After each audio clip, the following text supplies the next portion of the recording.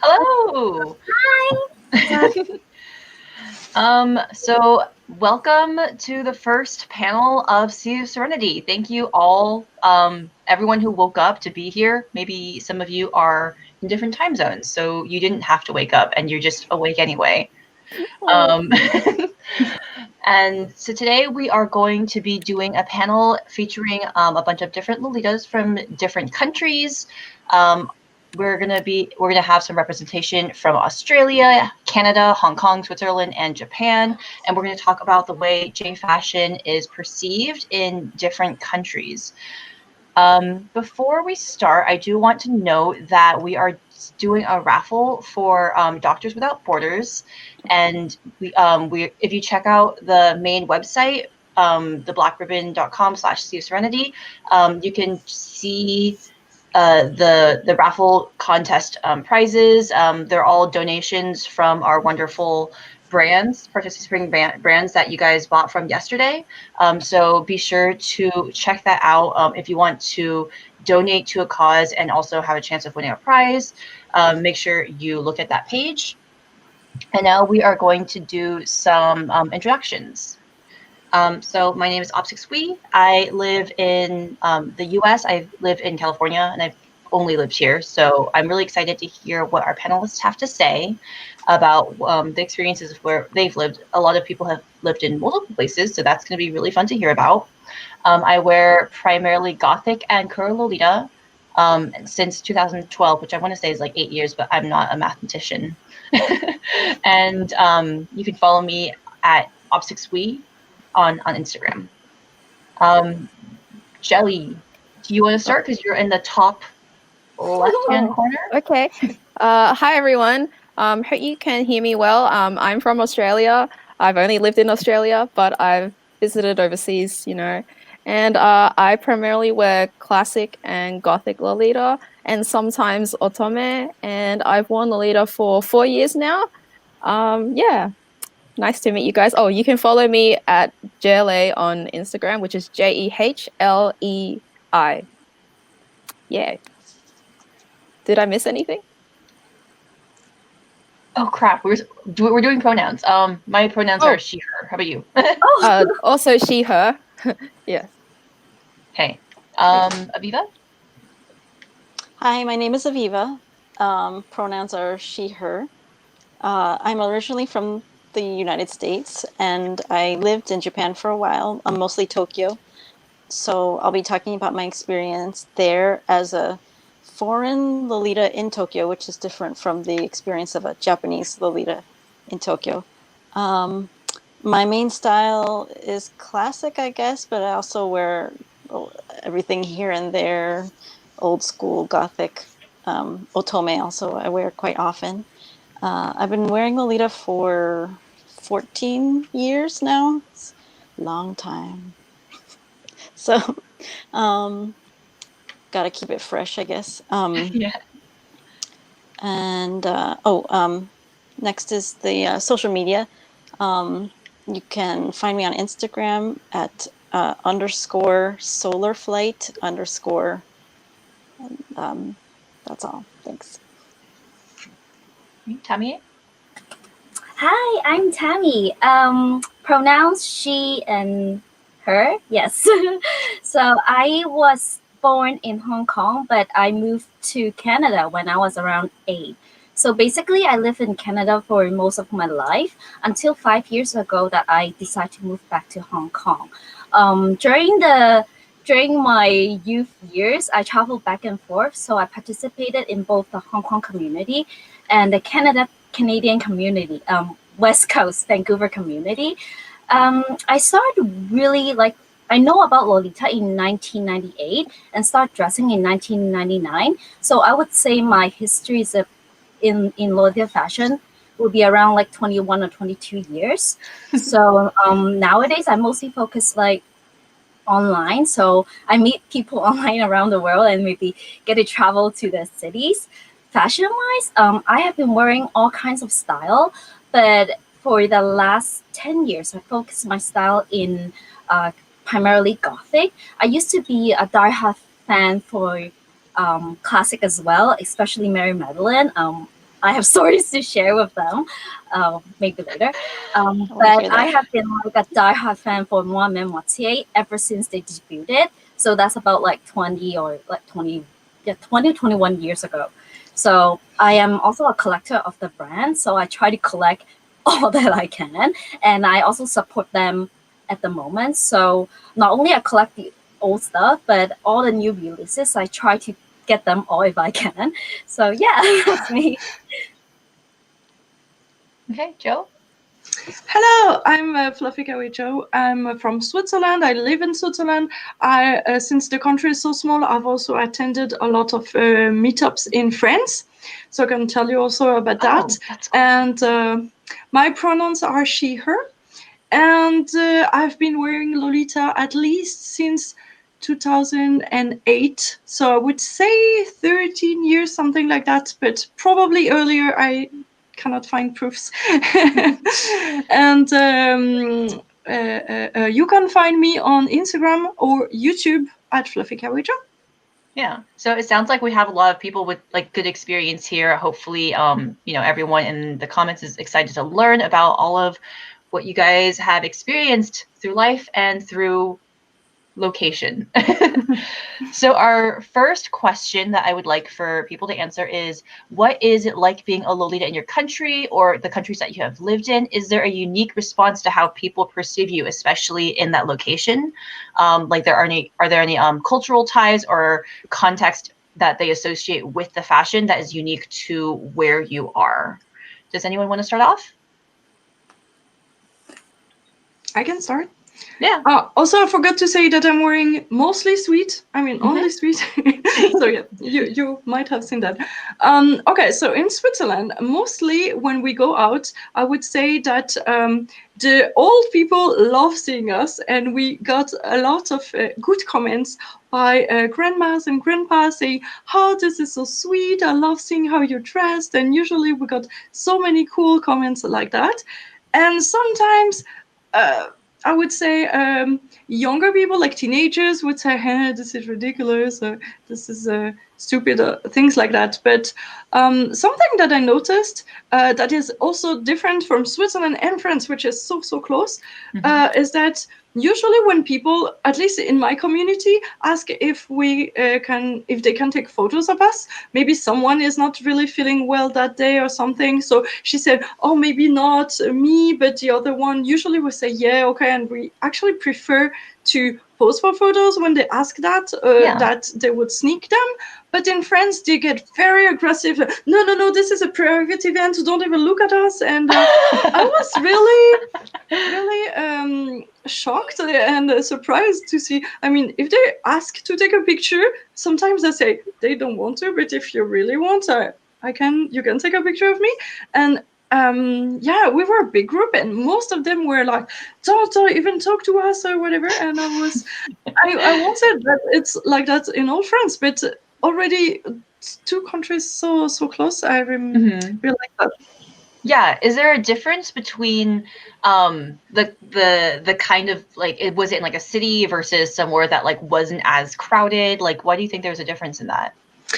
Okay, so that particular thing in France, we were in a park doing a birthday party with someone, so we were just walking, and so it was kind of this thing we would do at meetups also in Switzerland.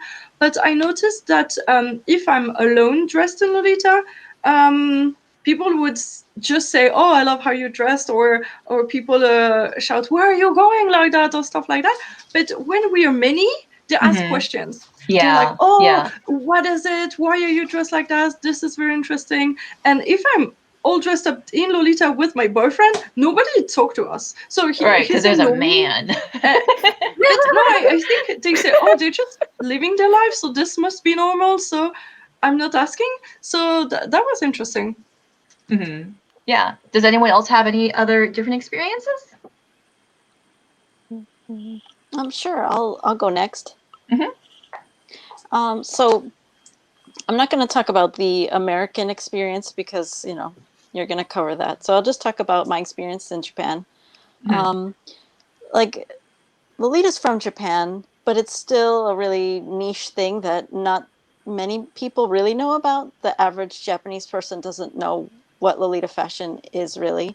They just see like something from Harajuku or cosplay or something like that. So it's not that different from other countries, even though it's from here.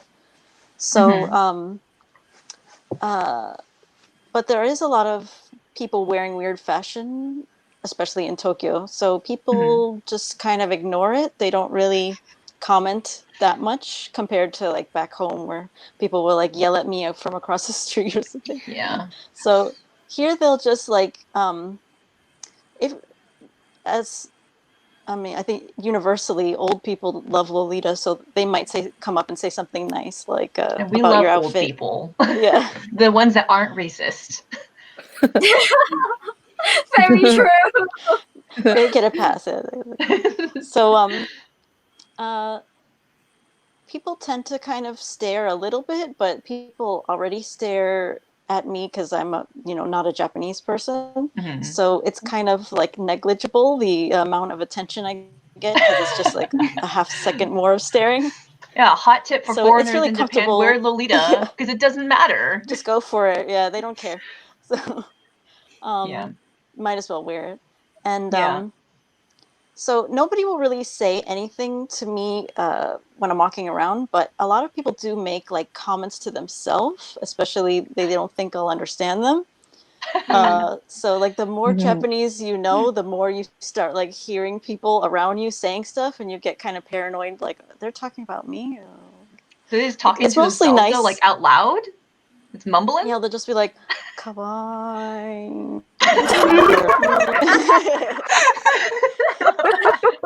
So, or they'll say stuff like, "Wow, that's an interesting outfit," or something like that, but like to themselves or to the person they're next to. So, yeah, it can be a little like you kind of want to wear headphones so you don't really like hear anything, and then you just keep to yourself. Yeah. Although something that to note in like where you live, or I guess you currently live there now again, but if you go somewhere more touristy, you get like kind of a different reaction than if you go somewhere else that's like not like people are going to see like Lolitas and crap, right? Yeah, you're definitely right. Yeah, like there's definitely places of town where you're supposed to be, and places where you feel you're not supposed to be in You came to Tokyo. the wrong Like side of town. you're supposed to stay in like Harajuku, Shibuya, Shinjuku, that side, Ikebukuro. But if you go to like Ueno or Asakusa, like the older part of town, people start giving you really weird looks. Like even though it's Tokyo and they've seen everything, it's like, why would you wear that here, you weirdo? Yeah. Okay. Anyone else want to talk about this? Yeah, for Hong Kong, people react generally similar to Japanese people. They kind of stare and kind of talk among themselves. But the difference is that in Hong Kong, they are much louder. So, and people are a bit, I don't know, they don't have the concept of being like polite, I guess. They just snap your picture. Like right in your face, like snap, hate that. like that. So back in the days in Hong Kong, we like the Lolita community. We're really conscious about being outside. We need to carry a parasol because when people try to snap your face, you can just like open your parasol and just like kind of block it. So that's what we do now. Before, but nowadays, the reception is much more positive. So in comparison, back in the days, the Hong Kong community started very early. So our first boom was around like 2001 or two, like that that time period. Especially 2004 when Shimotsuma the movie was on air in Hong Kong. So the media, they just flock in and they just want to make news. So they don't really care how you feel, but just to make news. And reading upon the Japanese media, people were saying that, oh, these girls just want to escape from reality. That's why they dress like that. And the Hong Kong media, they pick up on that and they kind of like reaffirm and manipulate your image so that in the news, you are the person who are trying to escape from the reality. Yeah, it's pretty negative. Yeah.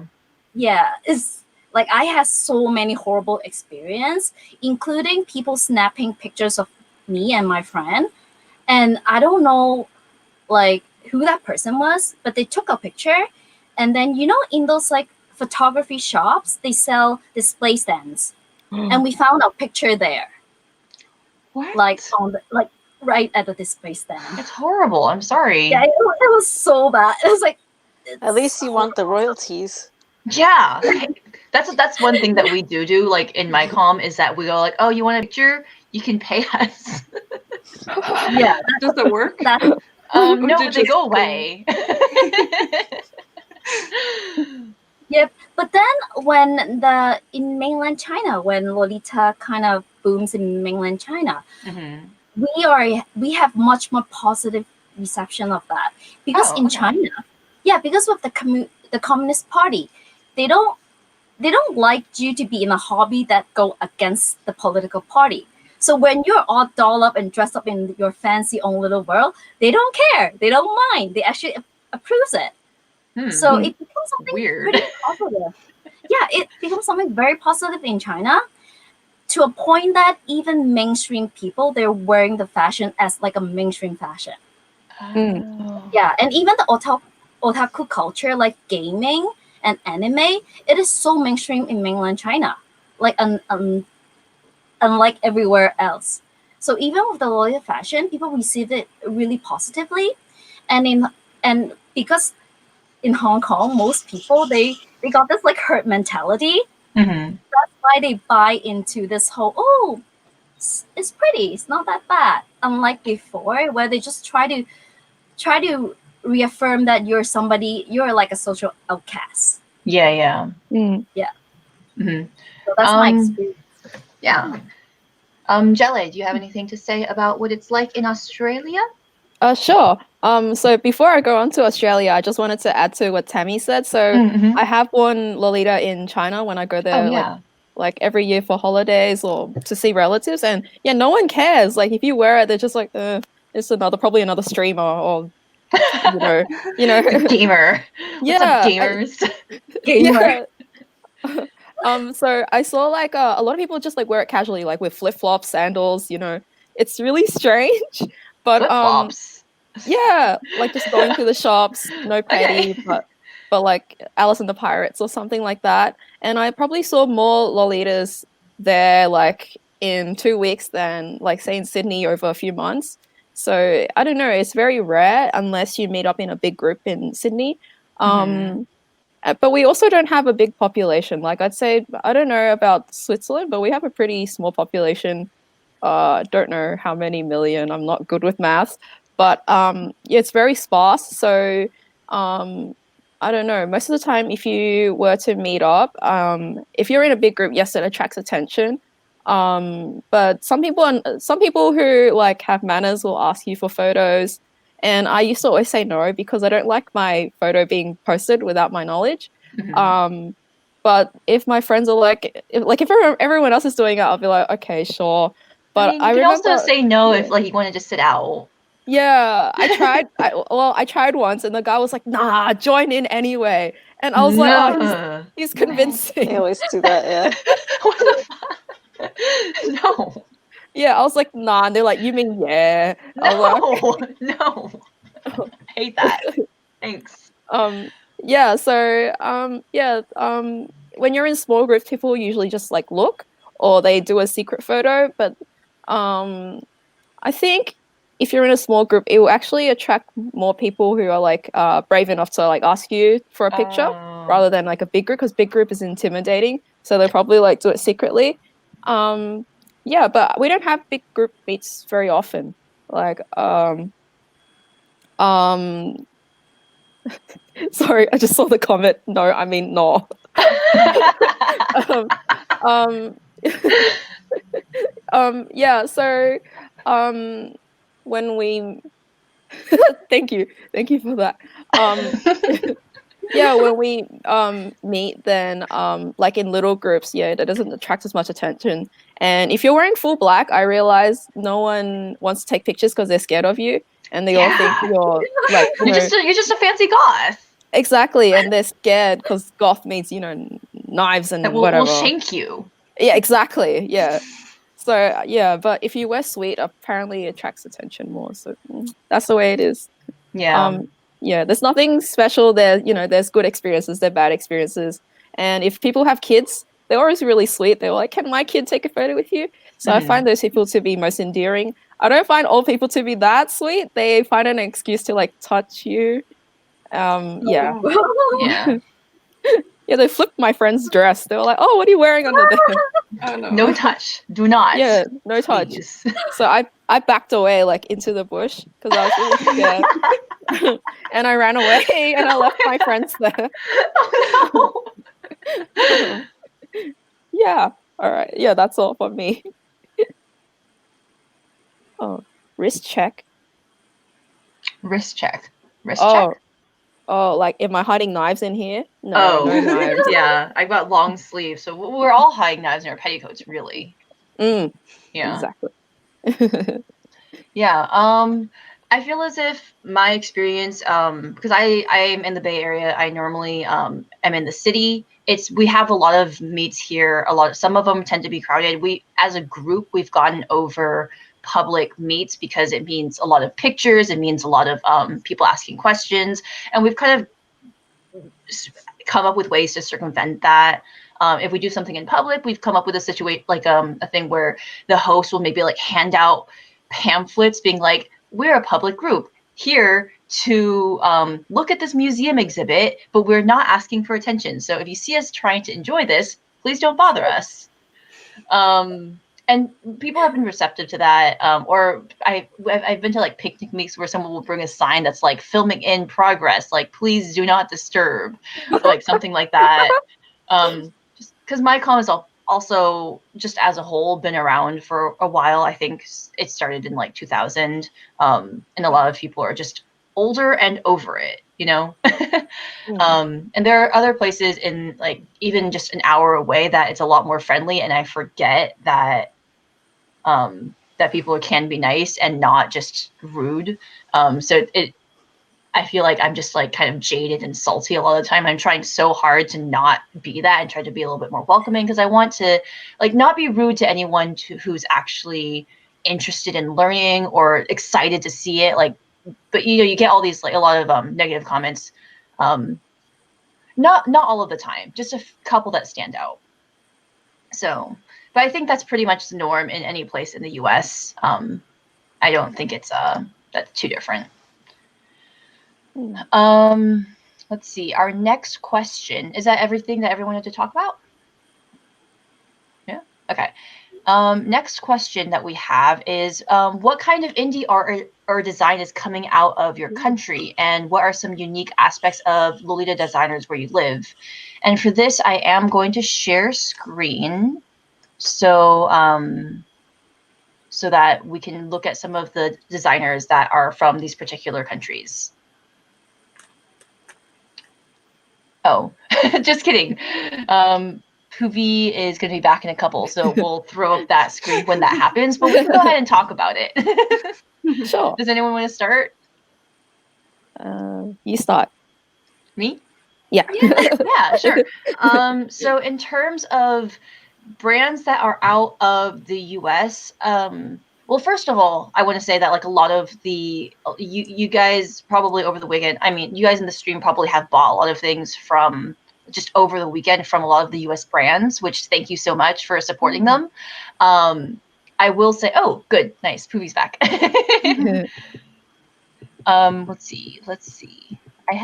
Here. I have an example, just like a couple of brands that either debuted some stuff over the weekend, or I threw up some of like just more of the well-known, or people I want to talk about, I guess, American brands. I think have this kind of handmade.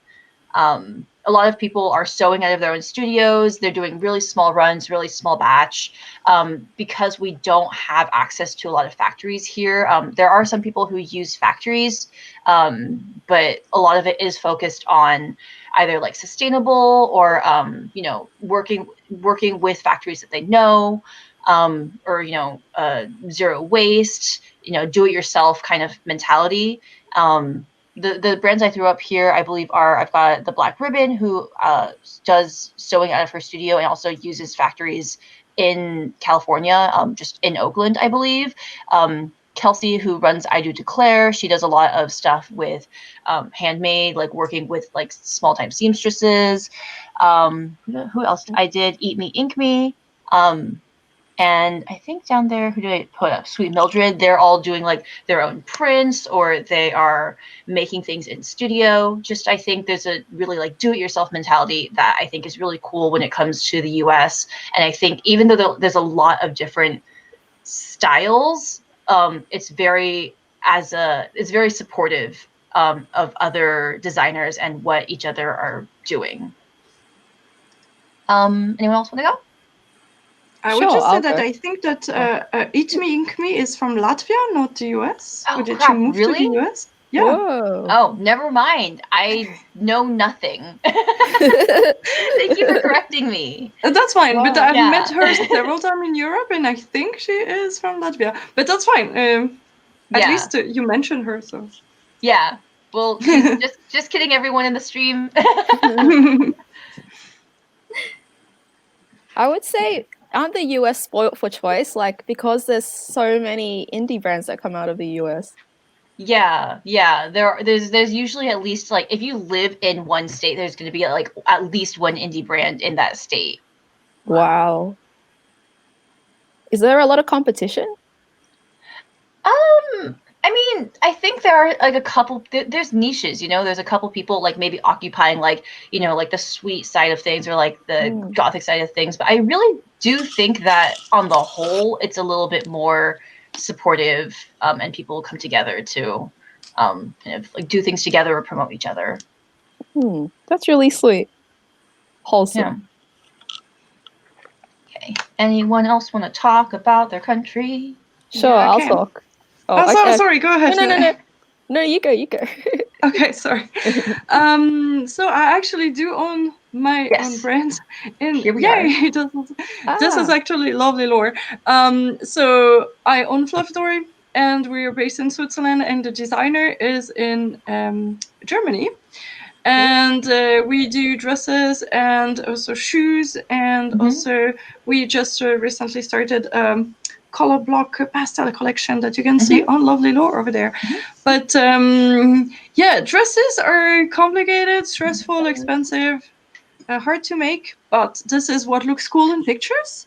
But we also do sportswear, like you can see. I love the printed leggings that's going on. That's so cool. Because before starting my brand Fluffatory in 4 years ago, I owned, and I still own, a cheerleading brand, and doing sportswear is what I do. So I said, why not put that cute stuff on the sportswear too? So yeah. That's what we do. And there used to be another brand in Switzerland before I even came, and then she closed. And I think she was mostly doing handmade things. And now one of my friends just started her Etsy shop with her handmade headdresses and underskirt. Sorry about that. And so I think we're tied to, in Switzerland, we have a very good lace factories that are kind of well known and good quality and everything. And so those people use those lace to make very cute things, but it's really, really expensive. Oh, and so it's, of course it is. It would be like half the price of my dresses if I put lace from. So is it like custom, like you're able to commission like custom lace and stuff? I did not even try to see how it is. What we do usually, they have a factory store, like an outlet, where you can buy bolts of old designs or cutouts or things like that. And so I think people that do small batches, they would just buy like a few yards of cool lace and then use them, because not all the style of the lace they do would work for Lolita. Some of them would work more for curtains or whatever, and it's not the kind of shapes and styles that would work for Lolita. Some of them would, but not all of them. So yeah, usually they buy small batches, but I can definitely think that I could order, but maybe like 1,000 yards or something if I want to make something special. I did not even try. I don't want to know the prices because that's it. I think. Oh yeah, here's some more pictures from your Yeah. brand. Super cute. Wow. Yeah, we resorted to do now pins. I have one here now because pins are easy to make and make new ones all the time, and dresses we're struggling with that. But we can do custom coats. So if you want custom sizing coats or shoes, we do custom sizings in shoes, and also you can pick what you want, your bows or the color and the heel and everything. We can do just one pair of whatever you. Yeah. Yeah, so cute. Those are just all the same models with different options, but we can do whatever you want. So if you have a dream shoe, let us know. Yeah. Wow. Okay. Who wants to go next? I need the mana shoe, please. The Oh, mana Mana, shoe. yeah. A shoe with like Mana's face Falling on it. apart. Mana's face. Just on You this, know, on like you know a that big platform. platform that Mana used to wear? All the existing pairs out there on the secondhand market, or even the one who were kept as like a collectible piece, they are falling apart. Yes. Oh yeah, I've seen. Yeah, they're all Yeah. still kicked. Mine We fell are apart. actually releasing a pink big platform shoe in the next month, so Whoa. maybe that will be what you need. Okay. But yeah, who wants to talk next? I'll go next. Okay. I just had a question for Fluffy Kawaii Joe. I was wondering, what's your best seller? The thing I sell the most, you mean? Oh, good question. Because definitely not the dresses. The pins are something that we sell a lot, so that's what we make a lot. And our Pride pins collection were quite popular. We made very cute, like a shooting star with a rainbow, and all the rainbows would be the different Pride flags, and some of them would be stars for identities and hearts for sexualities. Cute. So those Love were that. super popular. That's cute. beautiful. All right, thank you. So to talk about things coming out of Australia, on the big picture on the right and the little picture on the bottom, they're both by Yubi Yum Yum, who's a artist, and she's also my friend. And she's also doing. She's also one of the brands that's being promoted at Serenity. Love that.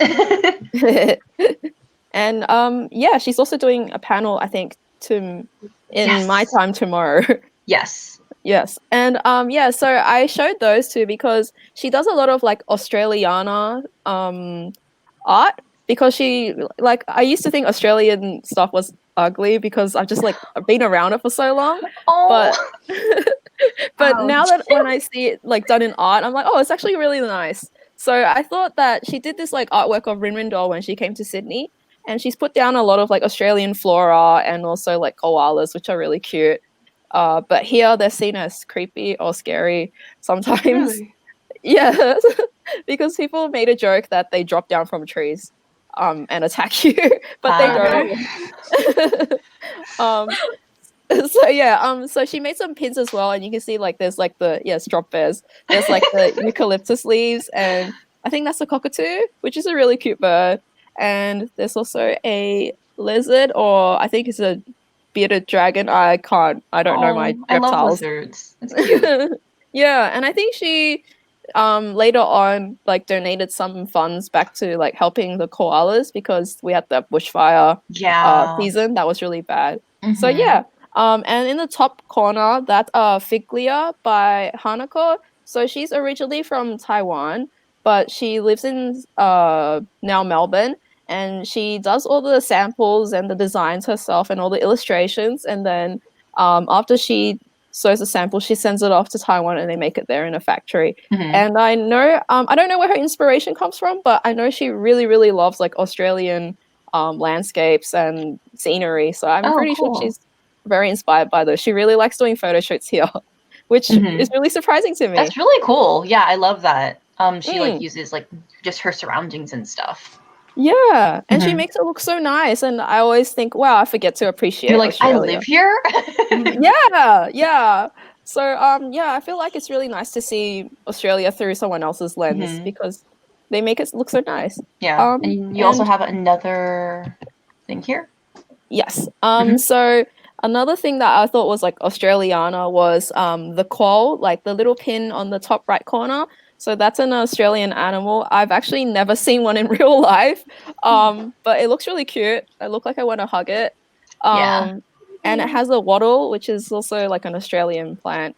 And I think Peppermint Fox is a brand that does really well in Australia, and probably overseas as well. Yeah, I think they're pretty popular. Yeah, they're really popular, and I've asked them like a few questions whenever I met them in. Well, they moved to Tasmania now, but they used to live in Victoria, and they would have like annual tea parties, like anniversaries every year, and it was really nice to go down and meet them and see like exclusive releases and things like that. And everyone there is like loyal, long time fan. They're all loyal, long time fans, which is really sweet. So they all after the same like aesthetic, and they have really consistent aesthetic and storyline. So I think that's why they do so well.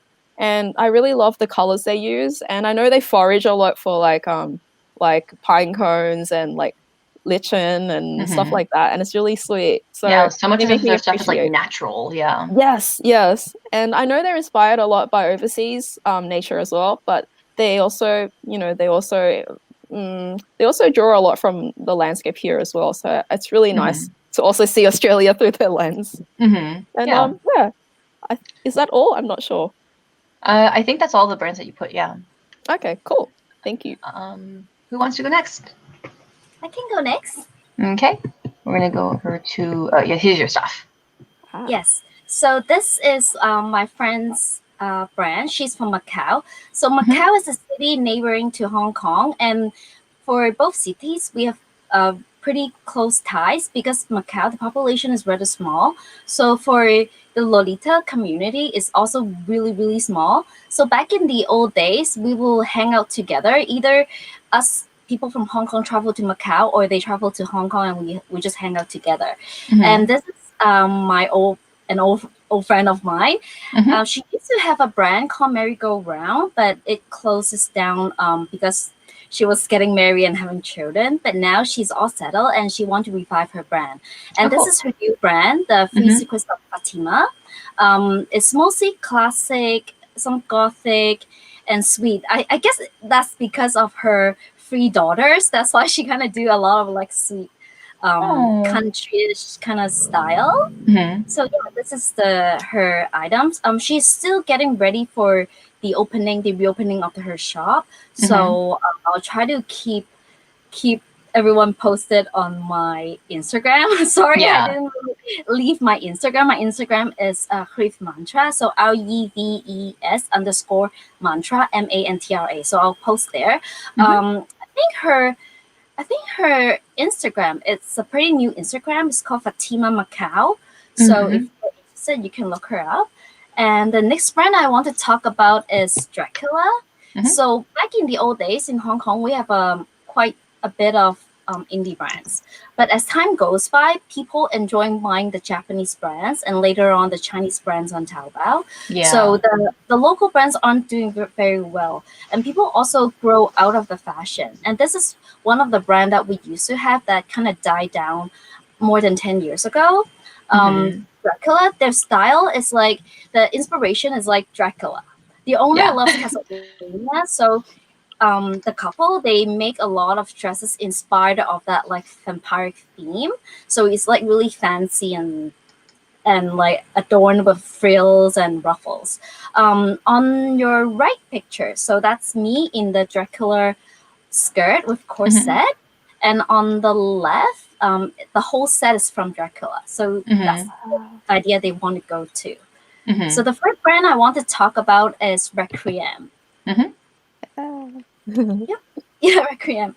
This is a brand by my friend Alice. She's a Korean living in Hong Kong for many years. So I would say this is like a Korean Hong Kong brand. Her Instagram is Requiem REQUIEM _RLA. She makes Lolita accessories. Her headpieces and the items are like top notch. Other than Lolita accessories, she also make doll clothes. Those are really cute as well. But I adore the headpieces. It's really fancy, and the quality is just right there. It feels like omache. Sorry. Oh, yeah, that coffin headdress is. Yes, I need it in black. Yeah, I need everything in black. The last picture, she made the hydrangeas with crochet lace. So she made all the florets by herself. Wow.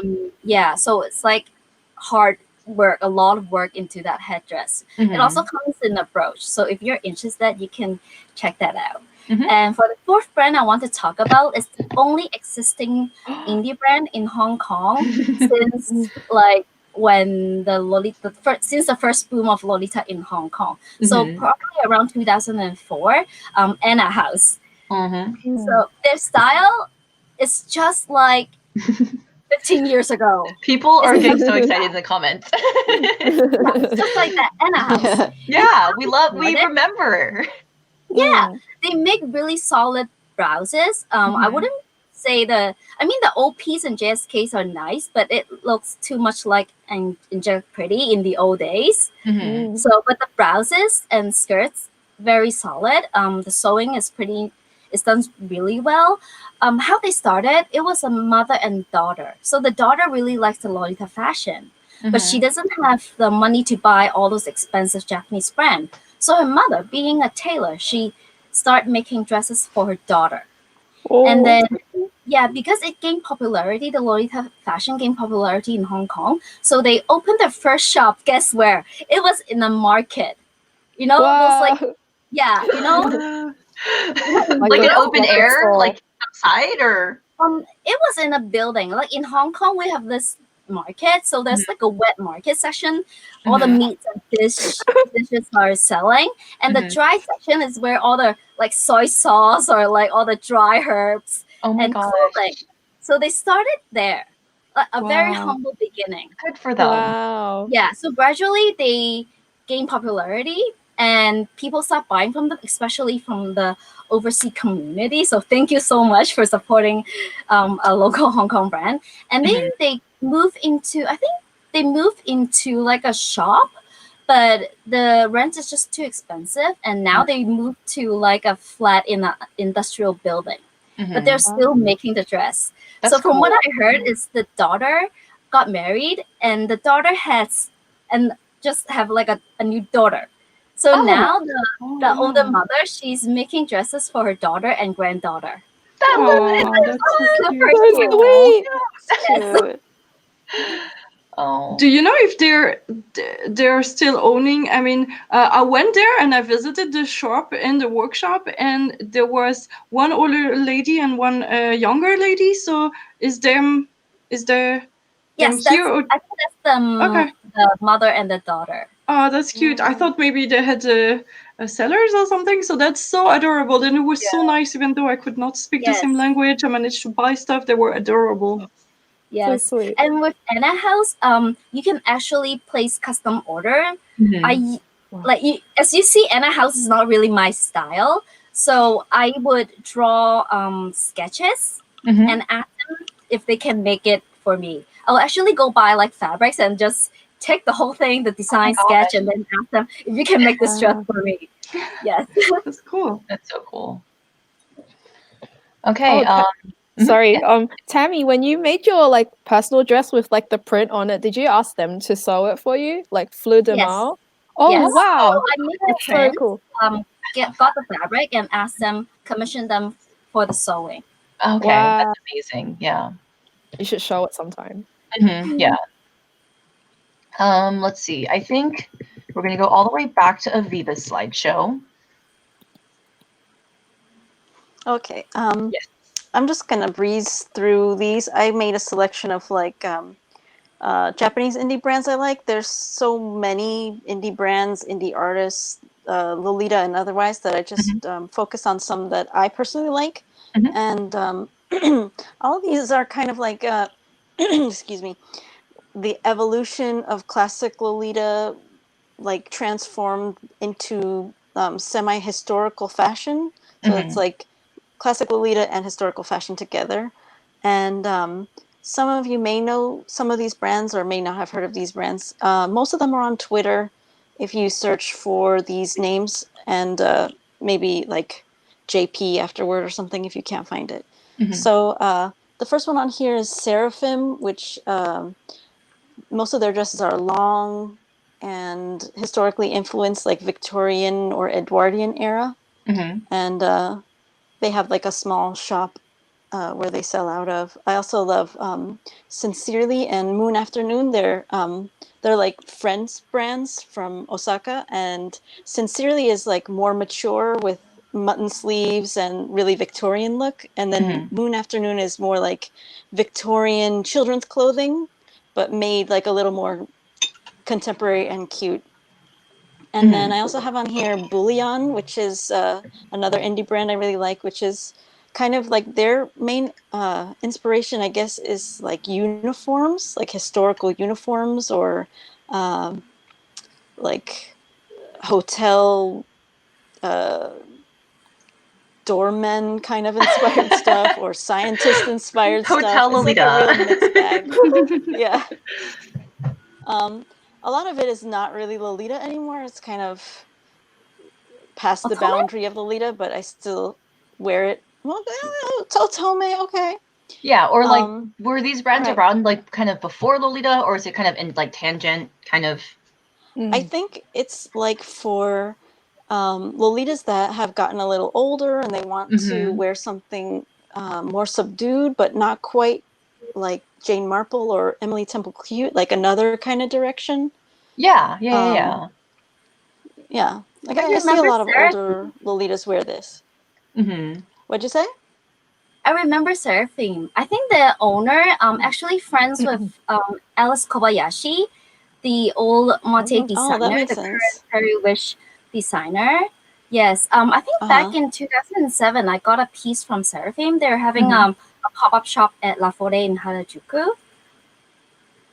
And the quality is really, really good. And I think they kind of sponsor, I don't know if, you know, Kyokushoku Sumire, the duet Lolita group. Oh yeah. Yeah, they wear Seraphim as well. I don't know if they're like a big group of friends or they're just wearing the items because it suits their style. Mm-hmm.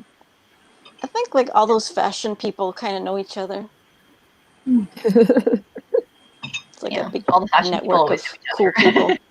Yeah. Yeah. Okay, we have your second slide here. Okay, so Hakuchosha is a brand that's been around, I think, for a long time. They use really interesting like textures and lots of layers of fabrics, laces, adding like trim and stuff. It's really interesting, like textured stuff. Bellette, I think, is a newish brand, and I think those two girl models are either the designers or related to the designers because they're always in their model shoots and they have like really good photography, and that's like at least one reason to follow them. Their stuff is a little bit like otome and like rockabilly or 50s kind of inspired. Like all the skirts are circle skirts, but it doesn't have any of the plunging necklines like Western rockabilly does. So it's definitely more Japanese that way. Um, and then another interesting brand that I follow on Twitter is Haru Kimie, which is kind of like also historical, like sailor suits and nurse outfits, plus very interesting and weird aspects of the clothing, like capes and like big tied things in the front and different fabrics, and just really cool and inspiring to look at. Yeah. Is that all your slides? Yeah, that's all your slides. So let's move on to the next subject, which is, let's see. We're going to talk about, let me scroll.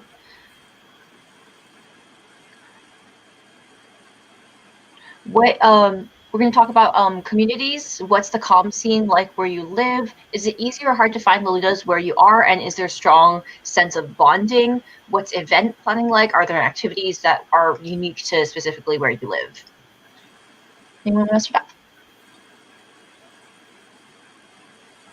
I can start. Yeah. So Switzerland is so small. We have only 8 million people in the whole country. So our community group, we used to have a general community group for the whole country, and then one for the French speaking part where I am. Okay, so we have 4 different languages in my small country, so that's a little bit difficult. And the moderator for that group stopped doing it, so basically now our group for organizing stuff, we have maybe 200 people, but the most people we see at biggest meetup ever is maybe 20. So when we do the Christmas meetup, that's the most that we have. And so most of the time we do very small meetups, I would say 5 or 6 people, and even less now that because of COVID, we have been allowed to go out again since a couple of months, but we never go out in more than 4 or 5 people. And yeah, so basically, it's mostly, I would say, if you want to organize something big, you write in the your ID in the group, and you say, "Hey, I want to go to this place," and people just sign up, and we try and organize that. But lately, I've seen that even before COVID, it was easier to just private message 7 to 10 of your closest friends in an area and say, "Hey, do you want to do that?" And then some of them can, and some can't. And I tend to see more people doing like smaller meets with their friends and things like that than big organized meetup. But we also do that sometimes. But it's kind of difficult with the language barrier that a lot of people here in the French speaking part don't speak German that is spoken in the other part, and it's even some kind of a dialect that is not even the German that we learn at school. So it's difficult. So we mostly speak in English with each other, and because this is a common language, and some people in the French speaking part don't want to do meetings in the other part because they won't understand anything. But usually people are very open to find ways to communicate, so that's usually never a problem. But yeah, that tends to make barriers of location because of language usually also. And I do travel everywhere because I just love traveling and meeting people and stuff. Yeah. Okay, so here's some pics from my community. We have a lot of meets. Well, we used to have a lot of meets before COVID, but we've had like a lot of small ones. We have a lot of large ones, usually like a couple times a year during Christmas, during Valentine's, during Halloween. We'll have like one big group meeting, and you can see on the picture on the right, that's a picture from OTT Party, which is a few years back. They held a really huge Lolita meetup where a lot of people traveled to come, and that's just a picture of the goths. I think the actual picture of all the attendees was like a lot more, but because we have a lot of Lolitas here, we have a lot of J fashion people here. We've got we've got Angelic Pretty, we've got Baby. So we just have a lot of fans of J fashion who casually wear it. And there are times where, you know, some people get accused of like being kind of cliquey because they have smaller groups that they hang out with. But I'd say that that's because, you know, it's really hard to plan large meetups. You have to do reservations, and a lot of people don't want to go in public because, you know, you might get harassed. And so people end up like just hanging out casually with their own friends. And so you have like kind of these two opposites where you can do both, and it, you know, takes some time to be able to figure out who your closer friends are versus like who are just people like you are, you know, friendly with at meets. And both of those are good things, I think. We also have just like silly meets because a lot of us have been doing this for a long time. This is a picture from our sneaker meet. You can see I'm wearing Sweet Lolita here because I was like, that's funny. We had a sneaker meet because we were like, well, that would be fun. Like, who cares? Why not? So yeah, I think we have like a lot of like the fancier ones. We have casual ones, and it's kind of anything goes. We all really love to hang out. Yeah. Aviva, your pictures are next. You wanna cover this? Okay, sure. So I'm going to talk about being in Tokyo. So we have like English speaking comm called the Tokyo International Lolitas, and it's organized on Facebook, and we do kind of like the typical Western, I guess, style meets. And then there's the Japanese comm, which is not a comm. It's just, every Lolita in Tokyo who makes friends with someone at another event, and then they make little groups of friends more organically than we would. So there is a little bit of mixing between the foreign Lolitas and the Japanese Lolitas, but it's really hard because Japanese language and English language are so different from each other and hard to mix and learn. So a lot of times our English speaking meets will have like one or two Japanese Lolitas that don't mind the English atmosphere, I guess, and maybe not being able to catch every phrase that we're speaking. And also vice versa. Sometimes their meets will include like some of the foreigners who can speak Japanese, but I guess it doesn't mix as much as I would like them to. I think the language barrier is a big thing, and everybody feels more comfortable in their native language. So there's not a whole lot of mixing of them all. So, but there are some events like that attract everybody, like brand events or big parties that Lolitas go to, or like Abilitage, the corset maker, makes a Halloween party every year, and that attracts everybody. Yeah. So I've been to those meets, and they're really fun. And these Here's some pictures are pictures from of the that. Halloween meets? Yes, the one on the left is from the Abilitage Halloween party. The one in the middle is from a private Halloween party that was both Japanese and foreign Lolitas. And then on the right again is the Abilitage party, which is always very corsety. Yeah. Which, by the way, that outfit on your nurse one on the right hand side, I'm still obsessed with. Just to this day, sometimes I think about it. It's good. It's a really good one. You gotta recreate that, especially this you got year. some more pictures here. Oh, so Yeah. cute. So the picture on the left is like one of our Tokyo International Lolita ILD events where it's we've rented out like a cafe and everybody's in there.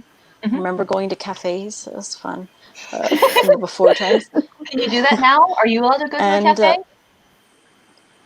In Japan, people are kind of going to cafes. Yeah. I haven't been yet because I'm still in quarantine. Actually. Yeah. So you can go to a cafe once that's over. Yeah, it's really weird because I haven't been out anywhere, so I don't know how to like behave. Like, do people just go out? Anyway, so the top right picture is another one of a Halloween party that was a mix between foreign and Japanese Lolitas, and the one on the bottom right is one of the Tokyo International Lolita events where we went to go eat yakiniku in Lolita. Yes. Like Korean barbecue. Yeah. Meat Lolita meat. Wow. That's right. Okay. We've got one picture from Jelly. Wow. Oh wow. Thank you, Puvi. Shout out to Puvi for putting this in at the last minute. I look really awkward here because I thought the photo would be smaller, but they couldn't zoom out. So embarrassing. But this was from like my second meet ever. And I went to Melbourne for it, so I had to fly down like an hour on the plane. Oh wow! You flew out for your second meet? Yeah, it was because it just happened to be my second meet. You're like, I'm doing it. Yeah, so it was for Peppermint Fox's, I think, 3rd year anniversary, and I would say this is the average amount at like a big meet. So this is like 30 people, I think. Yeah, so we're kind of similar to Switzerland. Like, even though our population is bigger, our community is also the same size, like 200-ish. We have 2 comms. So we have 200 in the old comm and like 50 in the new comm. And so the new comm is supposed to be like active Lolitas, and the old comm is just there's a lot of like veteran Lolitas, like people who have stopped wearing it but still hang around. But because of like drama, there aren't many meets made in the old comm. And in the new comm, maybe this will be controversial, but there's like spicy. Yeah, spicy. It wasn't supposed to be, but I think you're supposed to go to meets every couple of months, or you get removed and you become inactive. So I got removed once. I'm back again. Apparently, it was a Facebook error that I was removed. So yeah, Suspicious. suspicious indeed.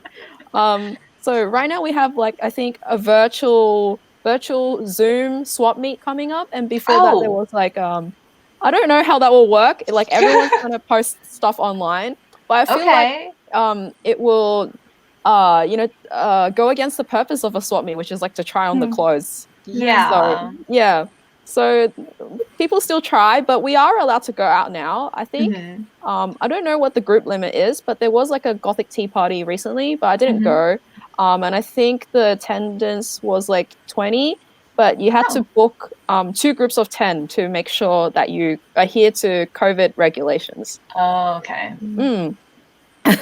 So like you're really supposed to do like 10 and you just stay in that group of 10? I think so, yes. Mhm. I Okay. think so. Yeah. So yeah, we're still allowed to go out now. Nowadays I just still just hang around with my friends. Like I Mhm. think the community is a great idea for meeting people, but once you find like your group of friends, you feel like you'd want to stick with them because Mhm. there's that like risk of if I meet new people, will I like them or not? Will I have a good time or not? Mhm. So a lot of people don't like to take that risk, but at the same time, people who haven't found like their friends really want these meets, but they're too shy to make it happen. So there's Mhm. a lot of reliance on the mod to make these things happen, I'd Oh, okay. say. But everyone can make a meet, but there just aren't many people making them. Mhm. Yeah, I'd say we'd have like a big meet maybe like twice a year, once or twice a year. The last meet I went to was in December. So that was like a farewell meet for someone moving to Melbourne. Mhm. And yeah, like 8 people showed up.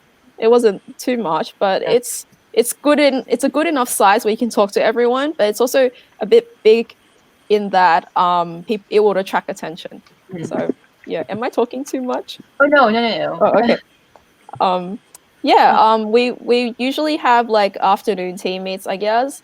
There's been meets, I think, in like you hire out like like a small cinema room and you try to do meets there. A lot of people meet at conventions, but we don't have many conventions. I'd say like 2 or 3 like anime conventions. So people like to wear Lolita to those and like try to schedule to meet up and have photos. Yeah, yeah. Yeah, so that's generally what happens in Australia. Not much difference. And here we have a couple pictures from Tammy. Yeah, so these set of pictures are me with the Canadian Com. For both the Vancouver Com and the Hong Kong Com, because I think everyone started really early. So because of like people are young and there's a lot of drama. So in both comms, it's really cliquey. So I'll start with the Canadian com. On the picture on the left, that is the first Vancouver Tea Party. During those days, it's the LJ days. That is the first Vancouver Tea Party, I believe in 2001 or 2002. So that is the first tea party me and my friends host. uh yeah, it was like the first of the kind. It was actually my first com meet as well.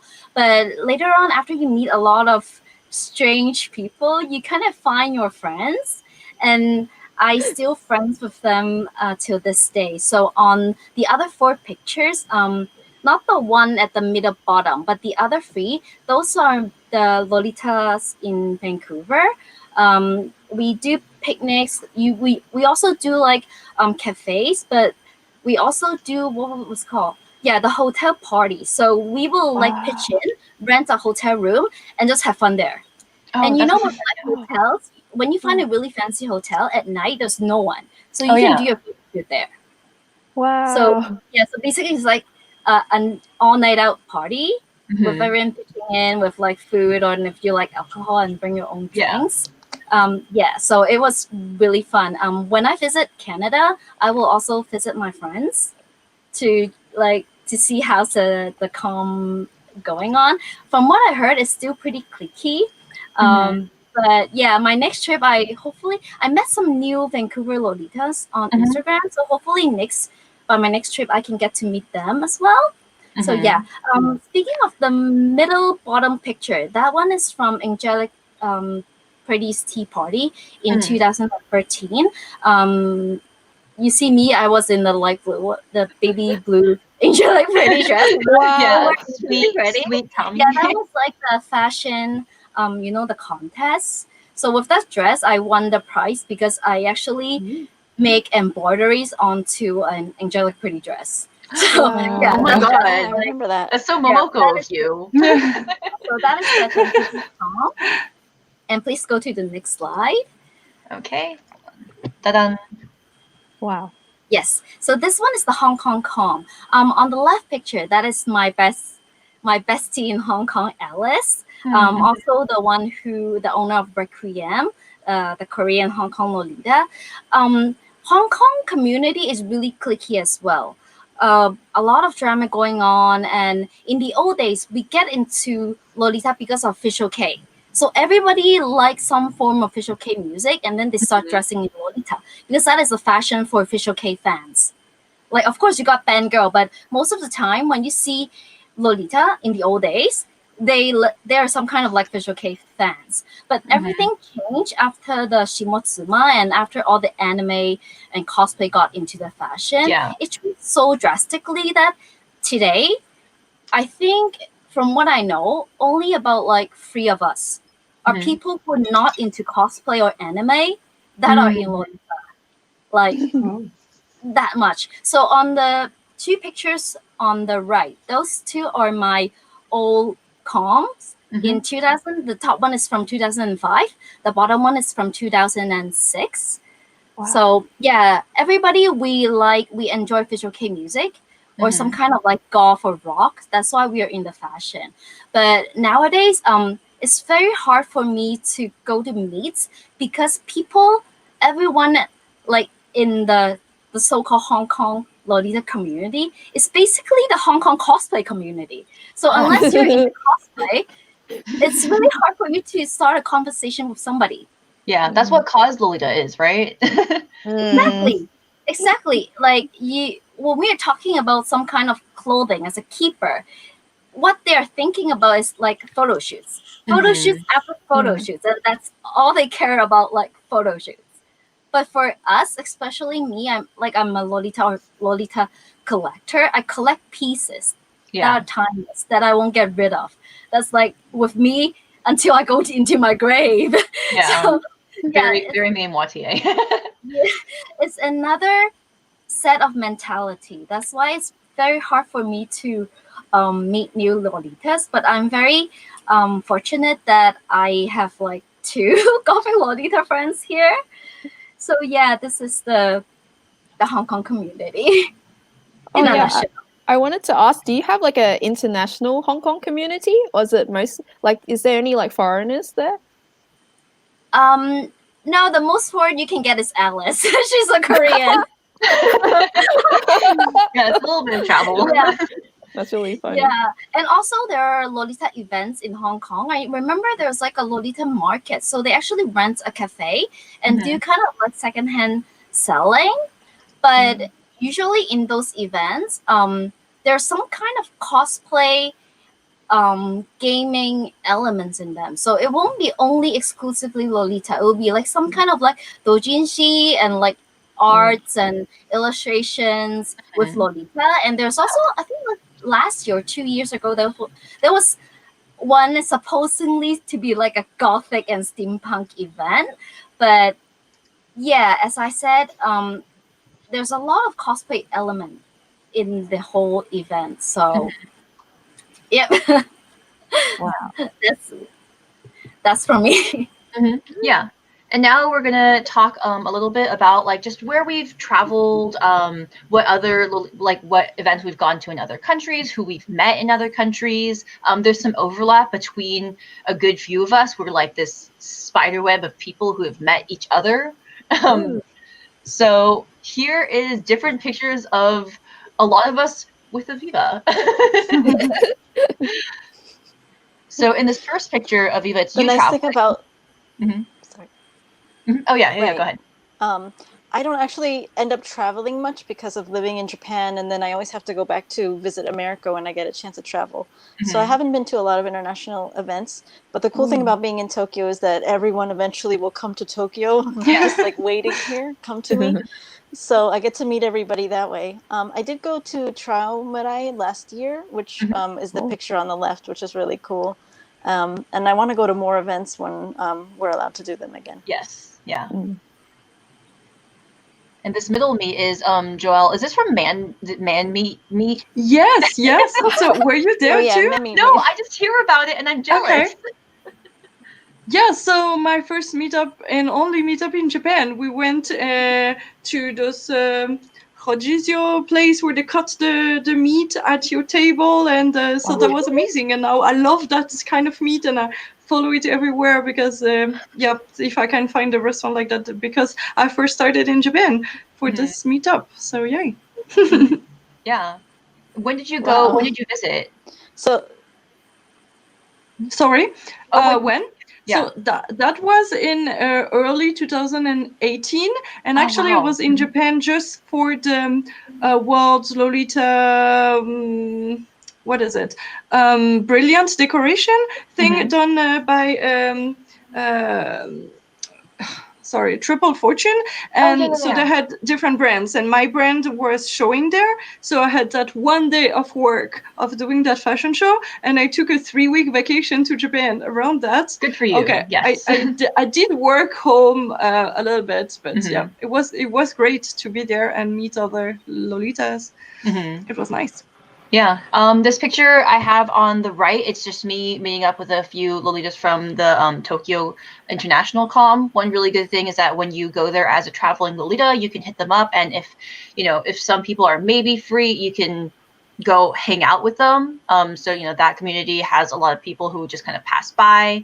I haven't really gone anywhere international besides, I guess, Japan. I like whenever I travel, I do try to hit up whatever community might be there or any J fashion things, but normally I travel within the States, so Japan's kind of the only place where I've really been able to go outside of the US and met up with other Lolitas. Okay, let's see. Next we have Jelly and Tammy. So I've met Tammy twice. I met her once in Hong Kong, but we were both in like casual clothes. And the second time we met and we twinned the Matia Catherine OP, and she took me to an amazing bar. So this is a bar in Shenzhen in China. And yeah, it was I would have never seen something like this, could not have found it myself because my Chinese is not good enough. I feel that. Yeah. Me So too. I was really grateful she took me. It's amazing. They had like cocktails in like a engagement ring box and Nice. like a grandfather's pipe. I forgot what it's called. But yeah, it was like smoking and everything, and it played music as well. Yeah. Yeah. Mm. And It was yeah. like a whiskey bar. Oh, fancy. Yeah. And yeah, funny story about me and Jenny is that we have seen each other briefly in passing, where I was working in the store I used to work in California, and she came into the store and like looked around, and then she left. And then later on, she messaged me on Instagram being like, "I know who you are." And then I never know you're so creepy, Jenny. Yeah. I'm watching you right now. Yeah, and so then we became friends, and now we talk all the time. But we don't have any pictures together because we only saw each other like in passing that one time, and someday we're gonna hang out like actually in person. Yes, I hope so. I was so nervous. Like you were dressed up in like I think Jet J, and I was just in normal clothes. Oh, you were like wearing head to toe like black and then like flowing black, like beautiful. And I was there with my family. I used and to be able to I like know her. wear Lolita for work all the time, and that was like super fun. I'm sorry, I was so creepy. No, I was really happy. I was like, like this is so cool. Like, now I get to like have friends in other countries. And that's another good part about like having this international sense of community is that we all get to interact with each other, even online. And then you have your friends online that you meet up with once, you're able to travel and once you go anywhere. And that's such a cool feeling to have. We have some more really cool pictures from Tommy. Yeah, so I have to swear, Moitié brought me to so many places around the world. So on your left, the picture is from a tea party in 2019 in Guangzhou, China. So that is a Moitié and Carte Lorraine collaboration tea party. This is like the final picture where everybody take picture with Mana, and you know the typical Moitié report picture. This is. Yeah. And on the right, it is the Moitié collaboration party with Baroque in Korea last year. So this is also taken down from Moitié's website. That's why you get all these like blurred effects. Yeah. Because of these two, because of Moitié traveling to a lot of places, I get to meet Lolitas around the world. I meet Chinese Lolitas who are local, and also the Chinese Lolitas who are in Australia. I remember Jenny talking about there's like a secret Chinese Lolita community. Yes. So yeah, they only hang out within themselves. Yeah. So I get to meet one of them in the China party, and with the Korean party. Because of that event, I get to meet a lot of Moitié Lolitas, like the Korean Lolitas, online and in real person. There was a funny story with the Korean event. So there has been, I noticed there has been like an account, a ghost account stalking my Instagram stories. So it was like, I was like on the first to block that ghost account. But in that event, there was this Korean Lolita. She's like really pretty. But I don't speak Korean. She doesn't speak English, but we speak Japanese. So we communicate in Japanese. Yeah. So she was telling me that she's actually this account. And then I'm like, oh my God, I'm on the verge of blocking you. So now eventually we become friends. Yeah. Yeah, that's kind of like how Joe was only able to talk to the Germans in like English. Yes. So please, next clip. Yes. So in China and also in Japan. So on the left, those are the Chinese Lolita I met. The far left one, she's actually a Chinese Australian Lolita. I don't know, Jenny, if you have ever seen her. She wear a lot of moitié. But probably she only I've seen her pictures. She's amazing. Yeah, she only hangs out in her own com. The other one, she's a Chinese Lolita in mainland China. So she never really traveled anywhere, but only in China. I think she's the only Chinese Lolita I know so far that really wears a lot of moitié, like in my knowledge. Most of the Chinese Lolita, they either live in somewhere overseas, like Taiwan or Australia. So in the middle and on the right, those two pictures are from Japan. So these two are after a Moi this Moi event or Moi Memoite event. In the middle, after Moi this Moi event, the live event, I get to meet Fanny and Delphia. So we kind of take a picture. And on the right, Alex, she's an American Lolita who used to work as a English teacher in Japan. So after the Motte event, we just hang out in Kristen Cafe in Tokyo. Yes. Yeah. Next clip, please. Yeah, sure. And just a heads up, we have 5 minutes. So if anyone has any questions in the comments, we're going to try to answer them, but we're going to blast through these. So in Paris, I love Paris. I first traveled to Paris in 2013 or 12. I don't remember. So I meet the Parisian French Lolita community. A lot of them were moi moitié, so I'm happy to be friends with them, and like we had a great time. In the middle picture, it was from my first trip to Paris. I decided to host a midnight picnic in front of Notre Dame before my depart back to Canada. Meet. Yeah. Midnight. So That's great. Yeah, so we actually had a wine picnic there until 2 or 3 in the morning. We ran out of alcohol, but we have to run to those like epiciery, the stores run by Arabics, to buy more alcohol. So we just drank until we're done, like that night. Yeah. And on the right, on the far right, that is also a picture from Paris. It's from 2 years ago. I revisited Paris, but that time I stayed there for about a month, and I met more French Lolitas. So I'm happy to meet Art du Nord, and also Wolfling. So Wolfling is on the left. She is the owner of the brand Anastasia. Oh, yeah. And she's originally from Beijing. So afterwards, it was funny because she lives in Versailles, and I stayed in Paris. So afterwards, after we meet up in a cafe, we decided to have Chinese food. Oh my in God, what a mood.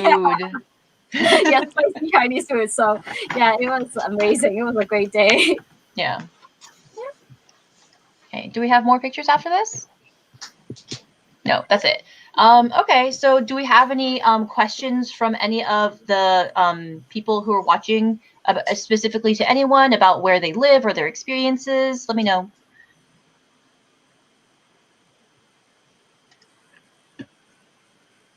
In the meantime, I can say that I know most of the people in the Paris photos, so that's so cool to see them with you. That was fun. Yeah, it's really funny that there's so much overlap between like all the communities and all the people that everyone knows. And just knowing that like we all like kind of share friends or like have these connections.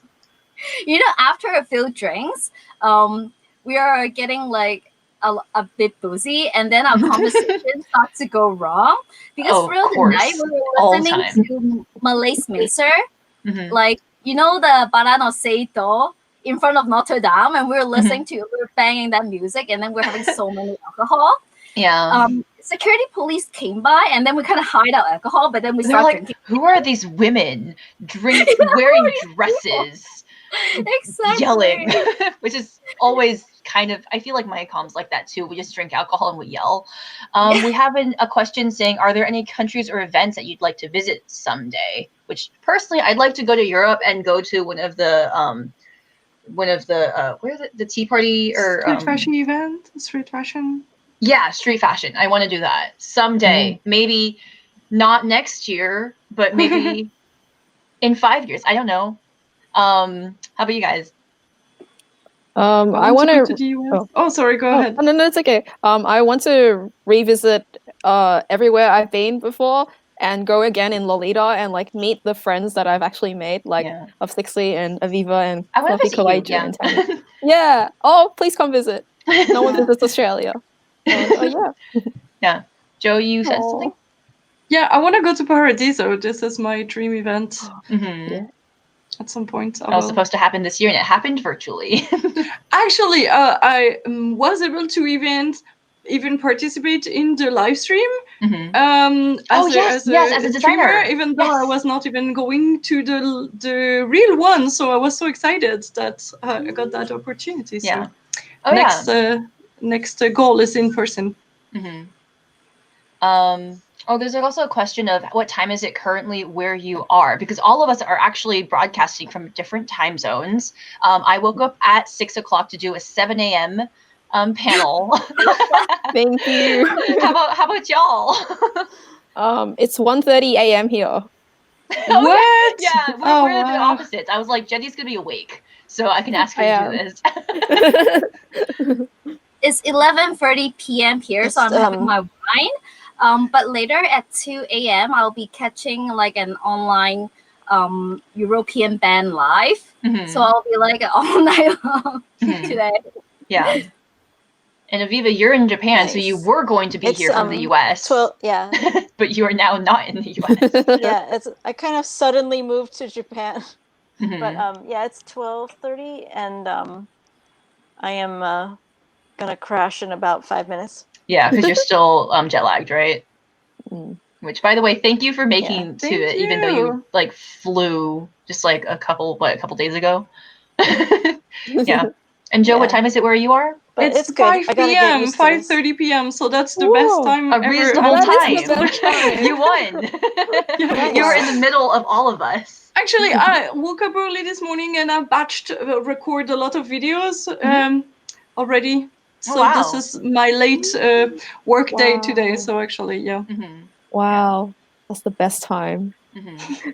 But I'm too lazy to dress up all that to make just one video. So I plan a whole day in a mini and Oh yeah, no, Oh. absolutely. You gotta make the most of one outfit. How has Yeah. quarantine been treating Lolita's still in it? Well, I mean, I'm still in lockdown, but how about some of you are not in lockdown, right? Mm.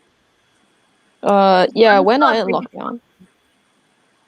I'm still afraid to travel, so I use all my Yeah. travel money on clothes. People have been shopping. That's what we've Yeah, learned. shopping. We haven't been Yep. going places. We've only been Yeah. shopping. I've bought sweatpants. Nice. Yeah. I got them from Nerdy Bit, who's My also one of the Instagram brands. feed is like, Oh. oh, Oh yeah. Your Instagram feed? my Instagram feed is like Lolita outfits and all the stuff I've been baking. Oh yeah, making food. Yes. Hmm. We've been shopping a lot as well, but EMS from Japan doesn't deliver to Australia. Oh So yeah. you either order a lot and really? use Oh. DHL or something else, or you just wait it out. Hmm. Yeah, Atelier Perio does DHL, and they shipped to me no, just kidding, just kidding. I ordered from Closet Child. And they like Oh. shipped to me like the next day. It got here in 2 days. It was like What? $20. It was Wow. crazy. way. What? It was amazing. Not fair. I'm sorry. Okay, so it looks like we are out of time. Thank you so much to everyone who tuned in. I didn't expect anyone to watch this because it's like an American, like for us in the US morning panel. So thank you so much. And we do have we have surveys for all the individual panels. So if you want to leave some feedback, we're going to drop the survey link down below so you can leave feedback for what panels you like. Don't forget to follow all of these wonderful hosts. Thank you all for being here in unreasonable time zones. But yeah, They want to know what's the next panel. the next panel is Para Para. We're gonna do some dancing. Oh, I can do that. We're gonna Para Para. So yeah, thank you everybody. Thank you guys for agreeing to be in this panel. Thank you. Thank you. Thank you. Yes. Bye-bye. Bye. Bye.